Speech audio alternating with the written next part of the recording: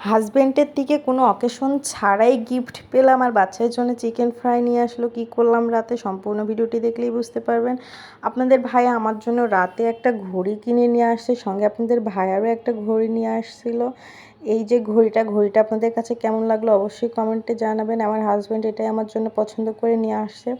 সে 2টা ঘড়ি নিয়ে আসছে, আনার পর আমাকে বললো যেটা তোমার পছন্দ হয় সেটাই তুমি নাও। এই যেই একটা আর একটা তো দেখলেন গোল, ওর 2টাই নিয়ে আসছিল।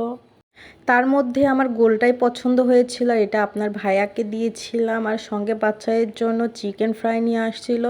সন্ধ্যাবেলা তো ছেলে মেয়েকে নুডলস রান্না করে দিয়েছিলাম, বিকেলে রান্না করেছিলাম। খেতে খেতে বাচ্চা কাচ্চা সন্ধ্যাবেলা খেয়েছিল, সন্ধ্যা লেগে গিয়েছিল। তারপরে আপনাদের ভাইয়া রাতে এই যে আবারও বাচ্চা কাচ্চার জন্য চিকেন ফ্রাই নিয়ে আসছিল। বাচ্চা কাচ্চা চিকেন ফ্রাইটাই খাচ্ছিল। অনেকগুলো বাচ্চাদের জন্য চিকেন ফ্রাই নিয়ে আসছিল, কিন্তু চিকেন ফ্রাইগুলো একদমই বাজে। মনে হয় অনেক দিনের চিকেনগুলো মাখিয়ে রাখছিল নাকি জানি না, কিন্তু গন্ধ লাগলো, পরে ফেলে দেওয়া হয়েছিল চিকেন ফ্রাইগুলো। স্বাদ রেস্টুরেন্ট থেকে নিয়ে আসছিল বোধহয়, সেটাই বলল।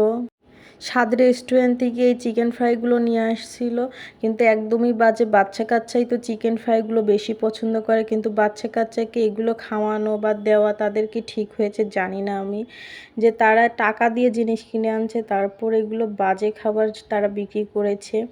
তারপর এই যে ফেলে দেওয়া হয়েছিল চিকেন ফ্রাইগুলো, আর আপনাদের ভাইয়া ওকেশন ছাড়াই আমাকে গিফট করলো। গিফটটা আপনাদের কাছে কেমন লাগলো কমেন্টে জানাবেন।